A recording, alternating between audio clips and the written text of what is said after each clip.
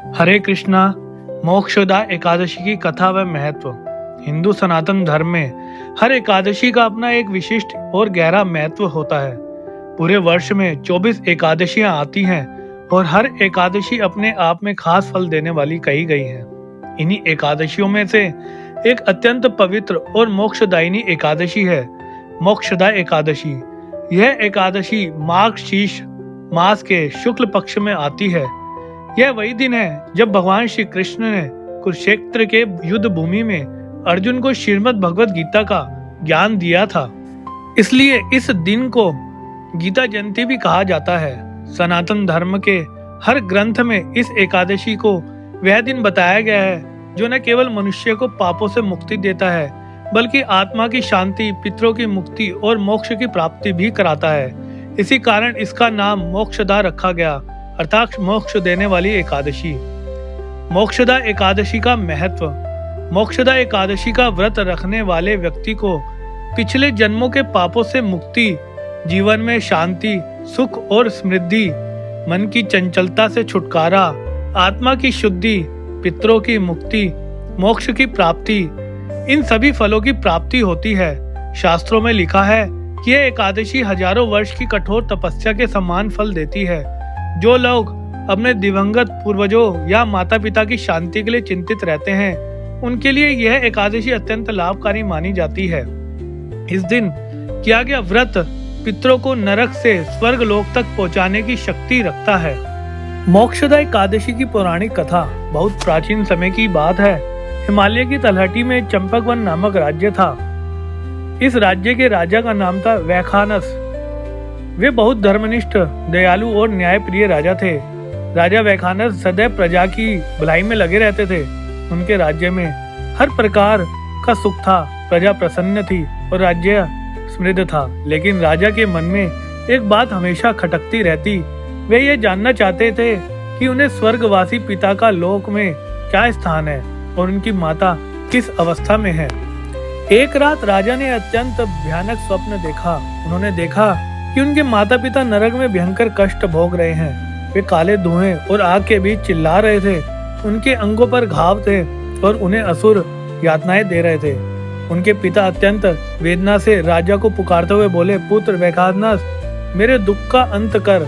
मैं भयानक यातना झेल रहा हूँ। मेरे से कोई पाप हुआ है जिसकी सजा भोग रहा हूँ। केवल तुम मुझे इस कष्ट से मुक्त करा सकते हो। यह देखकर राजा का हृदय दहल गया। वे घबराकर नींद से जागा और उठा। उनका मन रोने लगा कि ऐसा कौन सा अपराध था जो उनके पिता ने किया होगा कि उन्हें ऐसी भयानक वेदना सहनी पड़ी।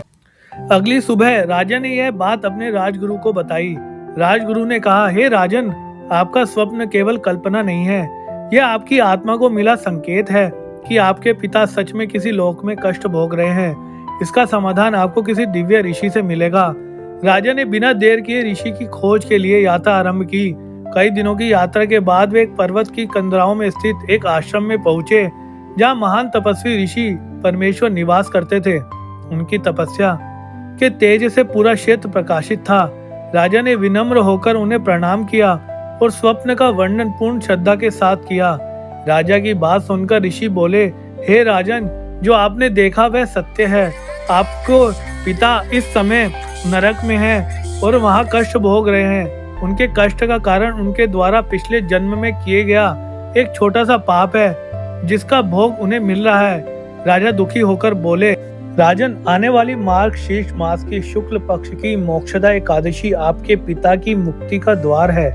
इस दिन आप पूरे नियम और विधि के साथ व्रत करें, भगवान विष्णु का पूजन करें, पूरी रात जागरण करें और अंत में अपने व्रत का पुण्य अपने पिता को समर्पित कर दें। इससे आपका पिता नरक से मुक्त होकर स्वर्गलोक प्राप्त करेगा।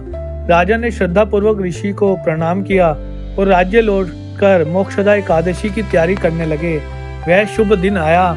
राजा ने स्नान किया, व्रत का संकल्प लिया, पूरे दिन भगवान विष्णु का ध्यान करते रहे, उन्हें दान पुण्य किया, गरीबों को भोजन कराया, मंदिर में दीप दान किया, रात को जागरण किया और भगवान विष्णु का नाम जप करते रहे। सुबह द्वादशी के दिन उन्होंने व्रत का पुण्य अपने पिता की आत्मा को समर्पित कर दिया। उसी रात राजा ने पुनः स्वप्न देखा। इस बार उनके पिता दिव्य स्वर्णिम तेज से चमकते हुए उनके सामने प्रकट हुए। वे स्वर्गीय वस्त्र धारण किए हुए थे, चेहरे पर शांति और आनंद की आभा थी। उन्होंने राजा को आशीर्वाद देते हुए कहा, पुत्र, तुम्हारे व्रत के पुण्य से मुझे नरक से मुक्ति मिल गई है। मैं स्वर्ग लोक में अपना स्थान प्राप्त कर चुका हूँ। तुम्हारा यह उपकार मैं कभी नहीं भूलूंगा। ईश्वर तुम्हें सदा सुखी रखे। यह देखकर राजा का हृदय भर के आया। उन्होंने परमात्मा और ऋषि को धन्यवाद दिया। उस दिन से मोक्षदा एकादशी उनके राज्य में और भी अधिक श्रद्धा और नियमों के साथ मनाई जाने लगी। मोक्षदा एकादशी के विशेष लाभ। पूर्वजों की आत्मा को शांति मिलती है। पितृ दोष का निवारण। मनुष्य को जीवन का वास्तविक मार्ग मिलता है। दुख, पाप और नकारात्मकता दूर होती है। जीवन में नई ऊर्जा और उद्देश्य का जन्म। मोक्ष की प्राप्ति का मार्ग प्रशस्त। व्रत की विधि। सुबह स्नान कर संकल्प लें। दिन भर उपवास रखें। भगवान विष्णु का पूजन करें। गीता पाठ करें।